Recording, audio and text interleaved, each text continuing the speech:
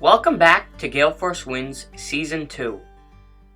The GaleForceWins podcast is proudly sponsored by Newfound Marketing, a digital marketing agency located in St. John's, Newfoundland. Visit our website at newfoundmarketing.ca to find out how we can help your business grow. Newfound Marketing, a complement to your marketing team. GaleForceWins creates content for you every Tuesday night. Our intentions with that content is to inspire. We also have been doing content for customers, paid customers, that you may never see. That content resides on the customer's websites and social media. We did encounter someone this past weekend at the Newfoundland and Labrador Construction Association that we feel should have a broader exposure. Her name is Tonya Whittle. And she was actually a presenter at the Women in Construction Day on Thursday. We, myself and Alan, decided that it was such good content that we felt that you would actually enjoy it. These paid portions normally are around 10, 15 minutes. Some of them are 5 minutes. Tonya's, I believe, was 45 minutes, something like that. So, but I tell you, it was really fulfilling for us to sit with her. And we feel that Tonya is, her content is worthy of being on our regular Tuesday night. But I felt it was important to just have that little disclosure that it did come about from a paid gig. So I hope you enjoy Tonya Whittle. She is an amazing entrepreneur, and she inspired us. And just one point of clarification on the fact that I said it's paid. We, GaleForceWins, were paid by the Newfoundland and Labrador Construction Association for a 3-day conference. We were not paid by Tonya. We actually were paid by the Construction Association to create content. We did 35 interviews. This particular interview was one of those interviews. Tonya had nothing to do with paying us. We made the decision to actually bring her aboard and on to the podcast. So again, hopefully you really enjoy this, and I thought it was important to make that clarification in my earlier statement. Well, welcome to the Building Newfoundland and Labrador podcast. Start again. No, that's it. What's the problem? It's the Welcome to the Building Newfoundland and Labrador podcast. Construction Association podcast. It's the Newfoundland and Labrador Construction Association Building Newfoundland and Labrador podcast. You should leave this in. We are. Good. B-roll. Listen, he doesn't screw up much, but when he does, I leave it in. I'm in control of the edits. Welcome to the Building Newfoundland and Labrador podcast. What a day it has been. Day one. Women in construction, we are stronger together was the theme, and I can tell you. Actually, we're better together, but I didn't want to correct you, seeing that we had trouble with the name of the podcast. You're the last. We've saved the best for last. Perfect. Go, keep going. What's wrong? What'd you stop for? Because you interrupted me. What a wonderful day we've had. I mean, we've been in really some amazing conversations with people that are doing some wonderful things. So I'm Alan Dale, this is Jerry Carew. I can't wait to be in conversation with you. Tonya, why don't you go ahead and introduce yourself? So I'm Tonya Whittle. I own a company called Tonya Whittle Inc. I joke that the name came out of the loss post-pandemic. I ended a business partnership and I had nothing left, and so I just started over with my name. So here we are. It works? It works. You know, I just put an incorporated, on the back of that thing and kept going. I shouldn't say, it ended, but I kept going doing what I've been doing for the last 7 years. And I'm a human behaviorist, an expert in human behavior, and I take that and I put a women's empowerment twist. So I understand why do we do what we do, and then ultimately how can I use that to help people change so that they can stop doing things that they don't want to do and that are disempowering, and help people really tap into their full human potential. Because I believe that we all have potential. I believe that we're all born with greatness. I believe that we have an ability to tap into that if we're teachable, if we're coachable, if we want something more, then there's ways that we can do it. So I take that sort of unique blend of sociology and human behavior and then boil that down into, why do we do what we do, and then how can we do better, if we want to do better. Ultimately, we can't make people change, but if people want to change, if people want to do better and reach a higher level in their lives, then this is something that, allows us to do it. So I take that and I focus on women as my primary focus. It can help anyone, You're going to help two of us today, Yeah, you're so gonna we're help looking us, forward yeah. to that. I mean, I don't know. I know. I agree. I see, she's zeroed in on you already. Wow. Wow. Tonya, okay, this didn't start from the stop. No. How did you get here? So it's an interesting journey. How I got here ultimately, I guess, starts in 2004. I was struggling with body image issues, eating disorders, disordered body dysmorphia, I think like a lot of people, certainly a lot of women. And one morning I woke up and I thought, were we really just born to suffer, diet, and die? Is that what life is supposed to be about? And that really started a journey where I really started to embrace understanding what I didn't know about health, fitness, what the world wasn't teaching me. So I went and I found that, and I landed in fitness, in the fitness industry for 12 years. And I loved it. I mean, there's nothing more empowering than really seeing people, overcome challenges, and that's one of the, it's a beautiful place to be. But what I started to really notice was the struggle that people had. So I asked, if I could change and I could embrace this, can I learn what I did and then teach it to other people? And that became the journey of sort of where I ended up going back to my sociology roots and saying, so society makes us a certain way. It is, people call it that's human behavior. It's not. It's human conditioning. Right? It's human conditioning. We're born, and no one told us, anything about all kinds of things. You're born as a boy or as a girl, and now today we've opened up a different conversation where people feel they have permission to not put a gender on things. But certainly when I was and when you were, it was boy, girl, blue, pink. This is your role, and this is where you go out. So I mean, our conditioning starts from birth, pre-birth really, in this. And so we start to develop, and we go out into the world and we develop these conditions and these limitations and beliefs and fears and all of this stuff that ends up changing how we show up in the world. And if we can start to unpack that and unravel it and then reinstall those belief systems that says, if you weren't told who to be, who would you be? If no one gave you a limitation, what will be possible for you in your life? And so that's where I landed sort of from the fitness industry to say, I got tired of looking at people who hated themselves every day, who were trying to hate their way to happiness, who were punishing their body, punishing themselves through exercise, dieting as a source of punishment. And not just women. I mean, I coached back then, I coached a lot of men who also, developed. Our body has become more important than anything else that we've created. And I thought, this isn't what life was supposed to be about. And so that led me back to that grassroots question, back to my social roots that said, how did society make us, and how can I contribute to unraveling those stories to allow people to really embrace who they are and, get on with living our best life? Because, man, my motto is that, as far as I know, we only have one go. We have no proof of anything else. And I want to make the most out of it. I want to live. I don't want to just be here existing. And I want to help other people do that, because I saw so much unhappiness. And I saw people really destroy themselves financially, chasing the diet world, and destroy their self-confidence and all of these things. And what ended up happening, I tiptoed into that behavior modification world.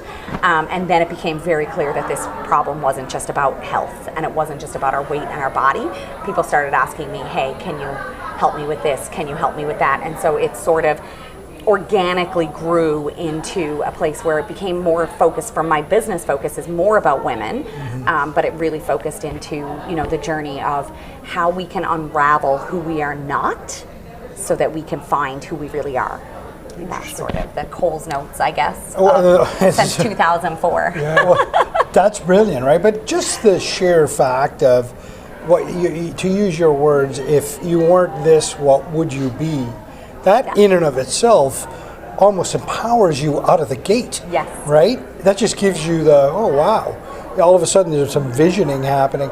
I was in the room there when you spoke, and you did something, and I'm sure you do it a lot with your clients, but you ask people to close their eyes and concentrate on their heart. Yes. And then open their eyes, and the first word that comes out.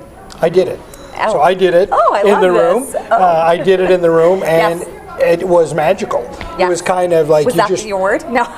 Did Jerry come out? No, it was kind of magical, right? It is an experience because it's. And it was centered around the word that you were getting to was success. Yes. What is your definition of success, right? And I went through the exercise with you in the moment, and I came out, and the first word that came to my mind was happiness. Yes. Happiness was success to me, right? It wasn't money, it wasn't cars, it wasn't whatever, right? It was happiness and everything that includes. And happiness includes this conversation, right? So to me, I feel like I'm in that zone of success because I have this around me at all times. So I really enjoyed your conversation in the room. I want to tap into a little bit about, I've read some of your stuff on your website, and there was a hint of spirituality and things like that. Talk to me a little bit about that, where that comes from and why that's important.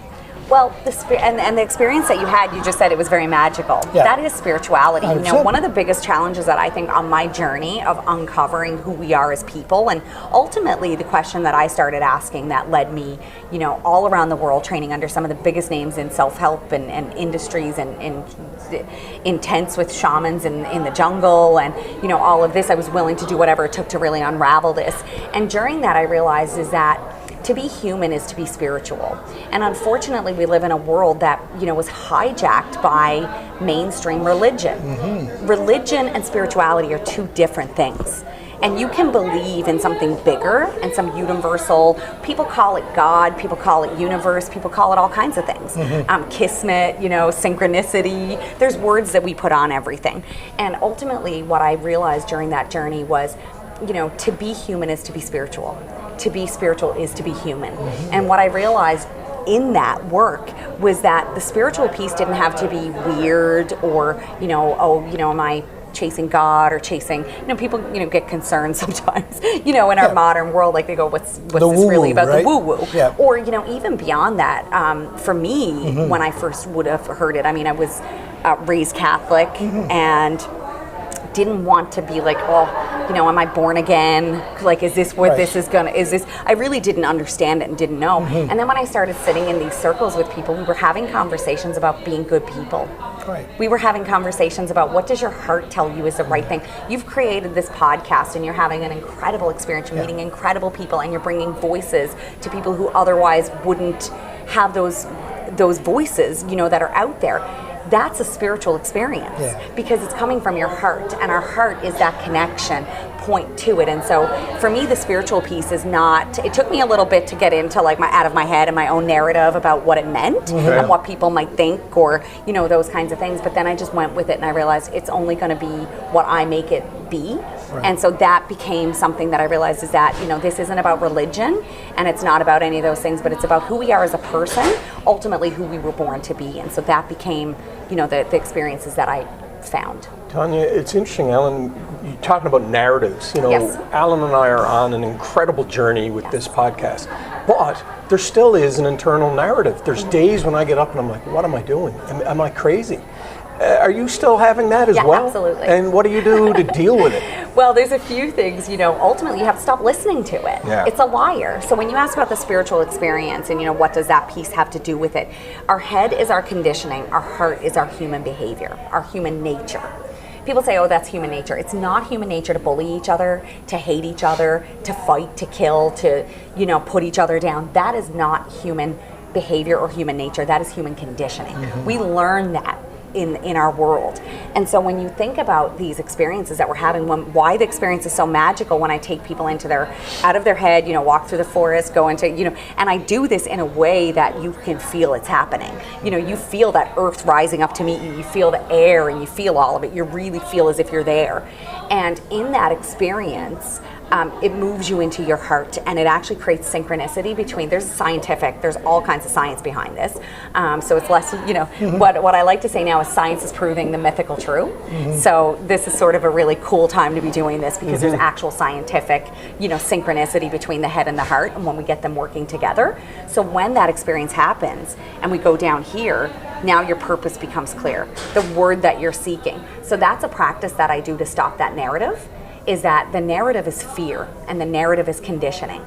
that's telling us, reasons to go home, reasons to give up, why we're stupid, why this is never going to work, and that becomes our self-sabotage. Yeah. And so we need to learn that it's always going to be there, but we can learn, we stop giving it a stage.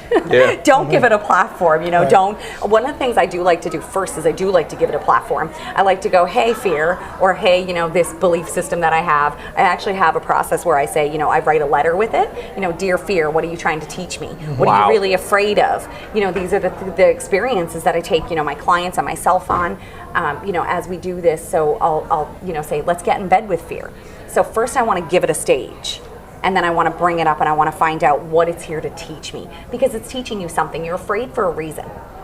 There's something there. And if you can bring that up, you bring it sort of into the light, for lack of a better word, but we bring it into the conscious. We bring it out of the unconscious mind into the conscious mind, and then we can fight it. You can't fight what you can't see. No. So then you can bring it up and you can go, that's so silly, I'm just afraid of failing. And what's the chances, what's the worst thing that's going to happen if you fail? And second, for most people, certainly people that you're having conversations with, or even for yourself and people who are watching this podcast, what's the chances of that actually happening? Right. Because we're the type of people that even when we fail, we turn that obstacle into an opportunity, and we build a foundation, on the bricks people threw at us. So this is how we can actually end it. The narrative is always going to be inside of us, I believe, and it's never going to go away. And instead, we need to learn to live with it, find out what it's here to teach us, and then start talking back to it, or telling it to simply shut up sometimes, right? Yeah. Les Brown says this. He says, sometimes you got to wake up and look in the mirror and say, shut up. And, because that noise. Yeah. And so the experience that I like to do is sort of a combination, and it's learning to trust yourself about what one you need. Sometimes we need to just go sit in our car for a moment if we're scared, especially people in business. Sometimes, during the pandemic, people were reaching out to me. They weren't sleeping. They might lose their home. These are panic. My business was, I was running international women's events at the time the pandemic was declared. Really? I was at my book launch in Nashville when the pandemic was declared. My business turned off overnight. And then transitioning, people expected, let's transition to an online world. And some people really were able to do that really quick, or they were poised for that market. Some of us weren't, or what I do doesn't translate well to online. Yeah. Let's get out and have experiences, but okay, I'm going to sit you in front of your computer for 8 hours. That didn't translate. So people were calling me, and I was going through the same thing, of recognizing that this is here and we have to deal with it. And so what's the strongest way we're going to come out on the other side of it?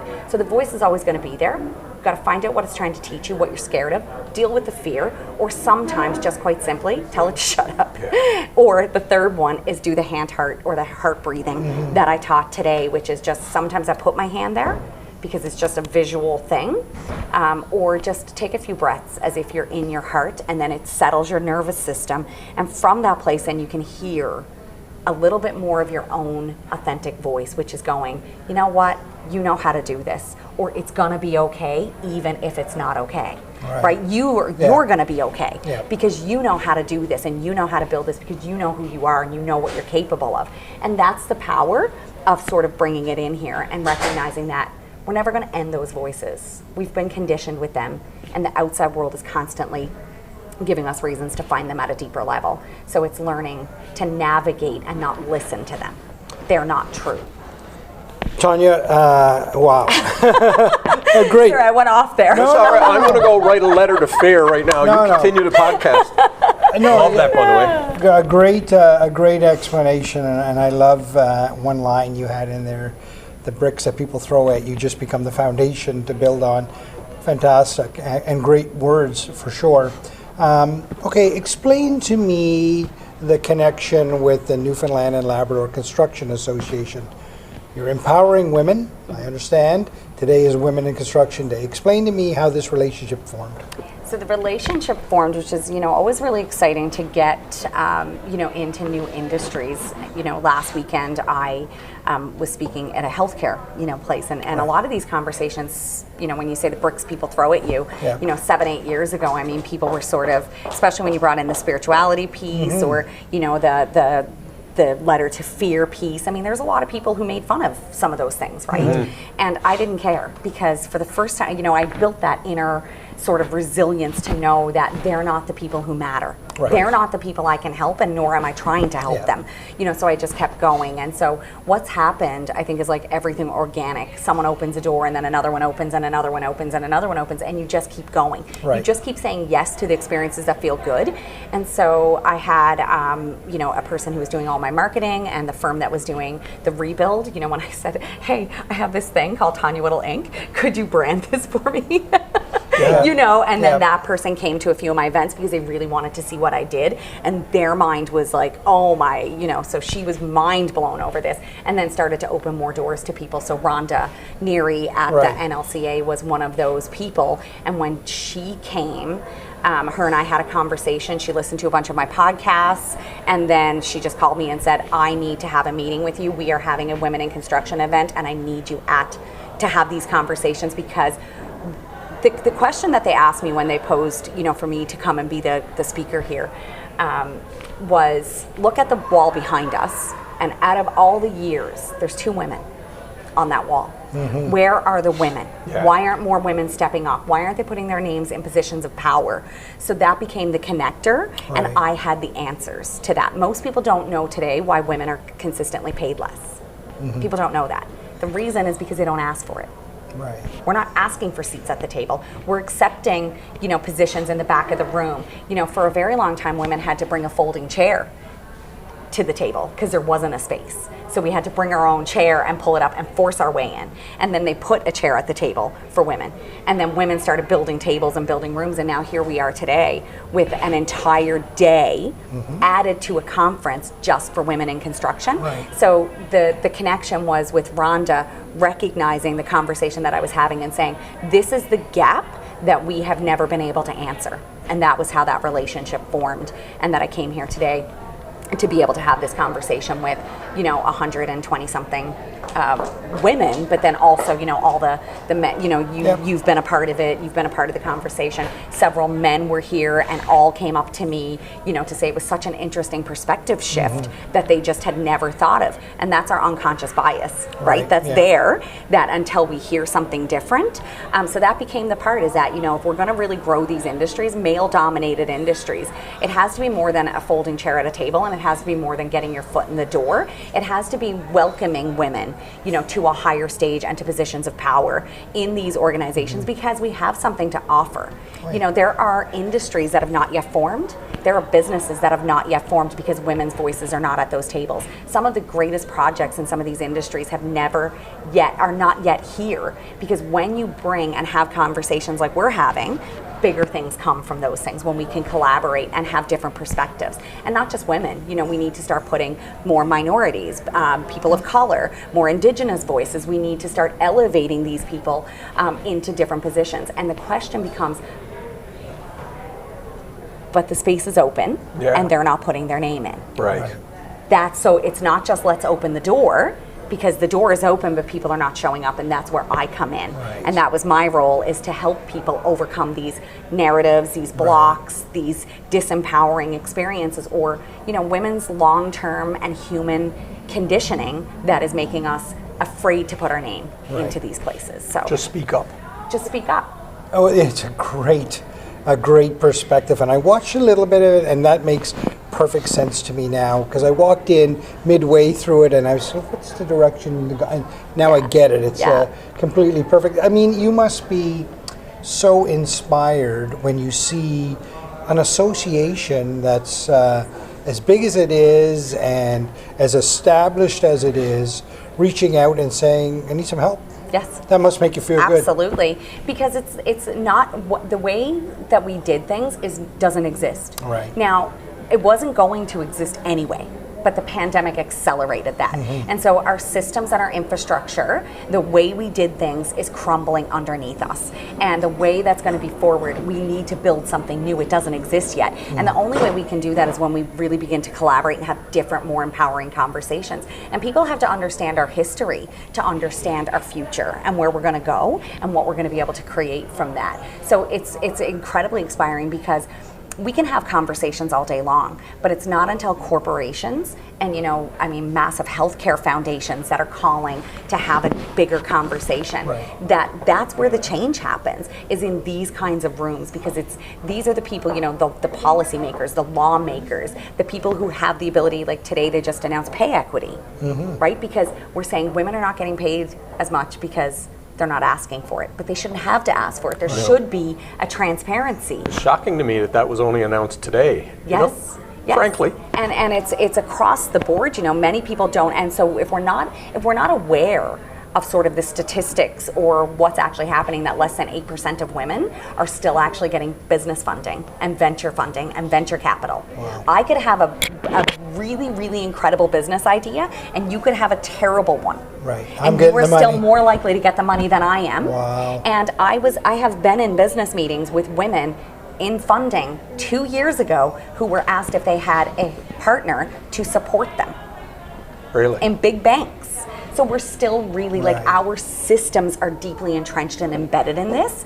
And what we have to start realizing is that it's corporations like this, organizations and associations like this, that are going to be what's going to make the change for us, Tonya, you're blowing my mind, and it's easy for me to say because, frankly, I've never experienced any of that. White, male, middle-aged guy. Yes. You know what I mean? Yeah. But I think it's important to listen to you, because the men out there that are watching this need to hear this, because frankly, I've never experienced it. My wife has never experienced it. So I'm clueless. Yes. Clueless. Yes. I'm admitting it here today. Well, you knew that anyway, but I'm clueless.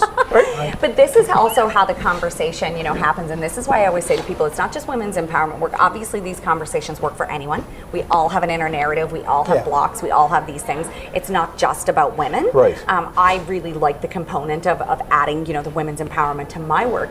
But men, we need men as allies. Right. We need men. It's not about putting men down, and it's about creating an equality, or not even equality, but equity, right? Because equity is where, like if someone needs more, they get it. If someone needs, these kinds of things. But it's through partnerships and allies and building those connections and communities and rebuilding. A part of my talk today was about the history, and about 5,000 years ago when the fringe societies rose up because women had created metal. And these are, things that are being uncovered in archaeological digs right now. And without getting into too much history, what they're actually uncovering in these archaeological digs is that men and women were equal. Right. It wasn't just a patriarchal society, because a lot of people think, well, if it wasn't the patriarchy, it must have been the matriarchy. That's not true. Right. It wasn't. It was equality. Men and women contributed to society, because obviously that's, it just sort of makes sense when you think about it, We're just getting back to it. Right. And so what my goal is not to put anyone down, or not to make men not fit in the room or not be a part of the conversation, but is to elevate, as we elevate each other, we all come up together, and we can't make inroads.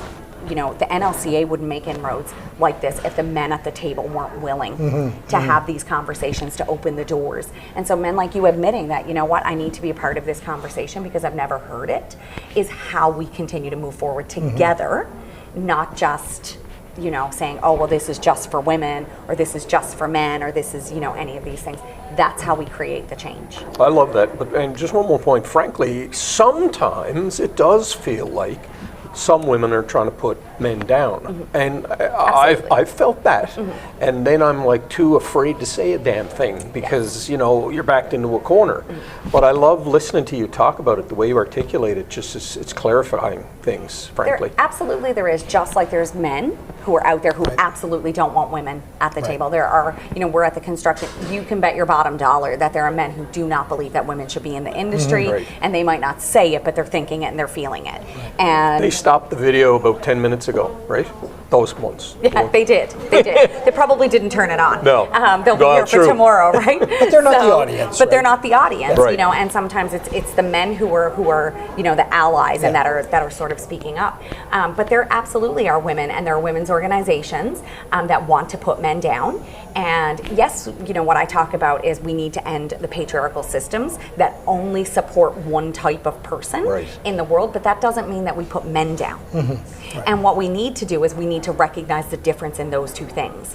And so yes, there are absolutely organizations, but we also need, the more educated that you become on, true feminism and what that really means, the more that you can also be a voice that can push back on some of those things. And we need to allow that too, right? We need to have, allowing men to have those conversations and that pushback to say, you know what? And not say, oh, not all of us, because we understand, everyone knows it's not everyone. Right. But, and then that can erode the conversation. But, where we can have a bigger conversation and say, even being willing to put that out there and say, there are organizations and there are women that I feel like, really want to banish every man off the face of the earth as if they don't exist or shouldn't exist. And that's not true feminism. Not the hardcore. It's, there's fringes on everything, and there will always be radical that will move out on other sides. And so, true supportive feminism really wants to elevate both. And we're just asking for women to come up to the places that we've always deserved to be in. And that doesn't mean we have to lower someone else to go there. And that's going to be the clarity and why having these conversations in these places is where the change can happen. Tonya, you sound incredibly enlightened, but I know that somebody on a journey like you would not describe themselves as enlightened because your journey continues. Yeah, if someone tells you they're enlightened, run. Yeah, so let's continue the trajectory then. Yes. Where are you going? What's on the horizon for you? I mean, it's a great question. I think I've really learned, one thing that I've really learned to embrace is the lack of control that I actually have. And I started to practice, when I said earlier, when I had nothing left but my name, I'd let fear lead me in a lot of directions. And fear, when we operate from a place of fear, we'll always lose. Right? If we do we'll make the wrong moves and we think they're the right moves, or we'll, create partnerships or say yes to experiences we don't want because, we think, oh, well, they might give us a payday or something like that. But, we'll always lose in some way. And so last year when I was sitting on my deck, I had nothing left but a bag of debt and no job, and, everything was sort of gone. And I was asking myself the question, and I put everything on the table. I put everything on the table. For the first time ever in my career, everything was on the table in terms of maybe I tried and I couldn't do it. And that's okay. Like I wasn't, in an emotional train wreck place. I was like, You got there. You actually went there. I went there and I thought, maybe it's okay. Like when I left the corporate world and wanted to do my own thing, I wanted to know if I could. And the question was, maybe I can't. Maybe, I just couldn't do this. And, I read a lot of trashy books and drank a bunch of Prosecco. And, I just decided that I've made enough mistakes out of fear. And until I know what my next right move is, I'm not making it. I'm going to sit here and I don't care. I have resources. I'm not, it's different. Sometimes we don't have a resource. We have to make a move. We're in different situations that way. I still had resources and I still had the ability to take some time for myself before I made that move. And I just let myself experience it without getting up in my head and twisting, squeezing the life out of it like we do, when we're trying to make a decision. And I said, the answer is going to come. Right. And one morning I woke up and I said, well, I didn't come this far to come this far. Let me stop you for a second. Yes. One morning you woke up. You're on the deck. One morning you woke up. How long was that transition? That transition was a couple of months. Okay. It was a lot for Alan knows. Well, it's really important to me because I explore how the person moves from a paycheck or whatever to the other thing. And you just glossed over that. One morning I woke up. 2 months is very clear. Thanks for that. And it is important. I'm glad that you asked that because it doesn't just happen overnight. We've got to ride that fear. We've got to work through that fear. We've got to harness, through that. Like, you've got that narrative that's going, you have a mortgage, you have a car payment and your savings is and you're taking out of your investments. Family, friends telling you shouldn't do it, you're crazy. No, right? Because I learned a long time ago to not have conversations with people who couldn't support the conversation. Okay. So I was only having conversations with people who could have the conversation with me that, I was working through this in my own way. And if I decided to quit and give up and I, that's my decision in my heart that it's the right one to do, or if I'm going to keep going. And ever since that moment that I woke up that morning and I knew, I said, Tonya, you started this work ultimately in 2004.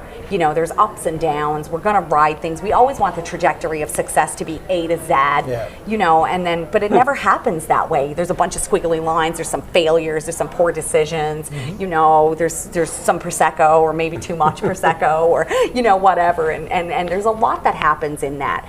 And what I decided from that moment on is that I will not make any decision ever again from fear or from uncertainty. And if it takes me a month to figure it out, to be with myself, to take those walks, to write that letter to fear, you know, if I have to go, you know, book a couple of sessions with like a coach or, you know, a high performance person, or, you know, some of the spiritual advisors that I've worked with over the years, whatever I have to do to get that clarity, that's where I'll make my move. And it has been the first time, and then everything has been on a, you know, a different trajectory. And I'm able to say no to things that don't feel good. And I'm able to say yes to things. So to answer the question of what's next, you know, there's some, you know, pretty nice irons in the fire, so to speak. But, you know, as they always say, until it's actually tangible, sometimes none of that, you know, ultimately matters. But a lot of new doors opening, and I'm really excited for that. And I'm excited for the conversations that, you know, are happening, and the tables and the rooms that I'm getting invited into.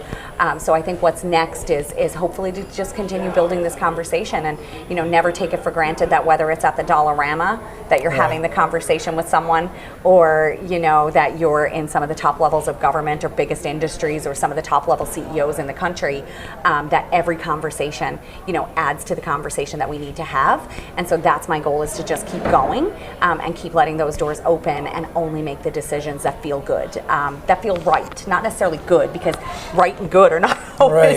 Sometimes the good thing is to go home and, you know, and go, oh, I'm gonna, you know, take a week off because I feel like that feels good to, you know, kick up and like drink an extra bottle of Prosecco or something, when like the right thing might be to be up at 6 a.m., you know, working on your business plan or working on the next project. So right and good are not always. So, you know, I always say, does it feel right or does it feel familiar? Because sometimes familiarity makes us think it's right. So we've got to have those, like, you know, that space that we create inside of ourselves. And the more that we can create that space between here and here, the more that we can actually listen to what's right for us. And these are these like moments that you hear all these like really successful people, you know, have talked about. There was just this moment of inspiration. It came to me. You know, I know someone who's an author who struggled their entire career and then went out post-pandemic. You know, their book was a flop. They jumped on their bike, they rode 30 kilometers, stopped and thought, you know, I mean, everything in my life is on life support. Everything is on life support. My marriage, you know, everything is on life support. And just had this moment of inspiration, just went back home, wrote, and, you know, last year made over $400,000 in book sales on this, you know, thing, and had spent 10 years struggling.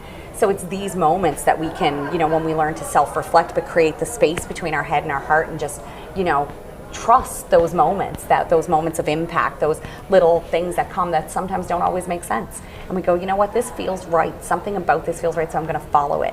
So that's what I'm doing, and that's how I've been doing it. You know, I have dreams and goals and plans and all my maps, you know, mind maps and work maps and business plans all laid out. But I'm also willing to trust sometimes that will be, you know, opportunities will present themselves that, you know, may sometimes take us in another direction. And that as long as it really stays at the core of what I want to do, which is to empower, I say women, but empower human beings to really step into their highest potential, because that's how we change the world. The war is won inside of ourselves, not out there. And if I change, because I changed, thousands and thousands and thousands of people have also changed. And if you change, the people that you get to impact change. So it becomes a trickle-out effect, and that's the part that I'm trusting, I guess, more than anything, is trusting where I'm being led. Tonya, this has been a wonderful conversation, and thank you. What piece of advice would you give people? Like, if you're on a journey, you've had a wonderful journey, you've helped a lot of people along the way and continue to do so. You've impacted over 100 women in that room there today. What would be a piece of advice that you'd like to leave the audience with? That's, I want to say, a tough one. You know, when it's just sort of one piece, but the one thing that I guess I would share with people, or that I feel like leaving with people, is a question that I ask myself every day. If money wasn't an object, if I couldn't fail, if I didn't need to worry, if all my bills were paid and I could, you know, I was living the way I'm living, what would I do? Because I think that's our truth. because all the noise of our modern day world, of our car payments and gas and inflation and all this fear that, you know, is traveling all the way, it makes us lose that connection to ourselves. And so that's a question that I believe that if we all start to ask ourselves that question, if everything was covered, what move would I make here? And I think that that really gives us a different perspective on what's right for us. I'm going to flip that back on you then. What's the answer to that question for you? For me, to do what I'm doing. I was going to say, because I know the answer. Yeah. I know the answer. You're for doing me, what you're doing. I'm doing exactly that. Yes, and for me, I am doing exactly that, because at the end of the day, you know, I mean, it didn't, when we started this, you said it didn't start, you know, when you started over. No, it didn't start. It started in 2004. And, you know, I mean, there's a lot of people out there talk about overnight successes and, you know, how fast people's trajectory looks, but nobody ever sees, you know, it's like the iceberg. Nobody ever sees the work or the history, or, you know, I know someone who started a business and they went to, you know, 7 figures in 6 months, but nobody saw the 4 failed businesses and the experience of those 4 failed businesses that taught them how to get that success in 6 months, you know, changed the game. So for me, you know, I am doing it, and that started, the trajectory started for me the day when I didn't have anything left. When I didn't have anything left, I had to find a way to, you know, call my clients back and say, you know, I'm going to keep going. I had to put myself back out there. I had to sort of go, you know, sort of failed, here we are again, willing, you know, that you know, willingness to sort of let the fire that's burning inside of you for your purpose and your passion to outweigh anything that's burning outside of you. And so for me, that question, you know, I did live through that. And I think my greatest fear was that I would lose everything. And then I did. Right. And then it was like, well, I didn't die, and, you know, here we are, and so let's just get going. Yeah. You know, like, it's time to get going. It's time to get serious about, you know, what it is that you're doing. So, you know, for me, that was sort of the ultimate thing where I'd already, you know, had the worst case, sort of my worst case, or what I felt was my worst case, happen, you know, at that time. And then it answers that question for you when there's nothing left. Yep. And if you know, so it was sort of a different way of going about it, because for some people it's like, you know, if I had $1 million and everything was covered, what would matter? Yeah. But for me, at the end of the day, when I was sort of left with nothing, a brand that I've been building for, you know, 7-8 years in this world, you know, all of that was sort of gone. Everything that was there, websites, branding, you know, all the trades, all the work, everything was gone. And now you have to go, okay, even though I still have my intellectual property, that's all I have. Right. And, you know, so then what matters? Still just the same thing matters. So let's get back to what I'm best at, what I do, and what really lights me up every day. So, yeah. Well, you can clearly see that you're lit up. There's no doubt about that. I love what I do, and you know what, I couldn't do it without the people who also, you know, hear this and then invite me into these places. So I'm always really grateful for, you know, every room and every conversation that I've been able to have, including this one, you know, because that's what gives me the platform that I get. Such an honor to be in conversation with you. I've learned a great deal here today. I feel better about myself. Good. I'm sure you do as well, Jerry. I mean, celebrate the Newfoundland and Labrador Construction Association for having the vision to bring you in that room, to impact the people in the way that you just impacted us. I think that's remarkable. You're on a wonderful journey, and it was good to be in your orbit for just 30 minutes. I feel something happened here, so that's wonderful. Jerry, your thoughts? Well, I just, you know, there's so many things.